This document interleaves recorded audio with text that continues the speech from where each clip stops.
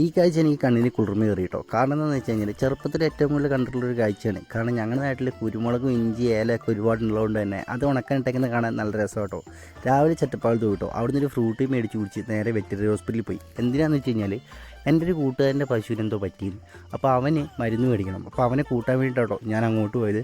അവിടെ ചെന്ന് അവൻ ഡോക്ടറെ കൈയും കാലും പിടിച്ച് എന്തൊക്കെയോ മരുന്ന് മേടിച്ചു കേട്ടോ. നേരെ ഞങ്ങളുടെ വീട്ടിൽ പോയി. ഈ കാണുന്ന കേട്ടോ നമ്മുടെ വീട് ഇത്രയും ദിവസം നമ്മുടെ കയ്യിൽ ഇല്ലായിരുന്നു കേട്ടോ. കാരണം എന്താണെന്ന് വെച്ച് കഴിഞ്ഞാൽ ഈ വീട് റെൻറ്റിന് കൊടുത്തേക്കായിരുന്നു. റെൻറ്റിന് മേടിച്ച ആൾക്കാർ നല്ല വൃത്തിക്ക് നോക്കിയിട്ടില്ല എന്നത് നിങ്ങൾക്കിപ്പോൾ മനസ്സിലായിട്ടുണ്ടാവുമല്ലോ. കാരണം എന്താണെന്ന് വെച്ച് കഴിഞ്ഞാൽ നല്ല അലമ്പായിട്ടുണ്ട്. ഇതേ വീട്ടിലെ പറമ്പും വീടിൻ്റെ ഉള്ളും എല്ലാം അലമ്പായിട്ടുണ്ട് ഗെയ്സ്. അപ്പോൾ നമ്മളിതൊന്ന് നൈസായിട്ട് പണിയെടുപ്പിക്കാൻ പോകാം കേട്ടോ. ഞാനും എൻ്റെ കൂട്ടുകാരും കൂടി നിന്നിട്ടാട്ടോ പണിയെടുപ്പിക്കാൻ പോകുന്നത്. അപ്പോൾ എന്തൊക്കെ പണിയുണ്ടെന്ന് അറിയാൻ വേണ്ടിയിട്ടാട്ടോ നമ്മളിപ്പോൾ വന്നത്. അപ്പോൾ ചെക്കന്മാർ നോക്കി കുറച്ച് പണിയുണ്ടെന്ന് കേട്ടോ എന്നോട് പറഞ്ഞത് 2 ദിവസത്തിനുള്ളിൽ സ്റ്റാർട്ട് ചെയ്യുവേ.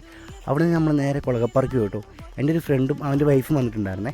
അവർക്ക് ഫോട്ടോ എടുക്കണമെന്ന് പറഞ്ഞ് പോയതാട്ടോ. ഒരു 4 മണി 5 മണി ആയപ്പോഴാണ് നമ്മൾ പോയത്. ഗൈസ് ഒന്നും പറയാനില്ല, ഓസം പ്ലേസ്. എനിക്ക് ഭയങ്കരമായിട്ട് ഇഷ്ടപ്പെട്ടു കേട്ടോ. നിങ്ങൾ വയനാട് വരുവാണെങ്കിൽ വിസിറ്റ് ചെയ്യാൻ മറക്കല്ലേ. അപ്പോൾ ബാക്കി വീഡിയോസുമായിട്ട് പിന്നെ കാണാം ഗൈസ്. Bye bye.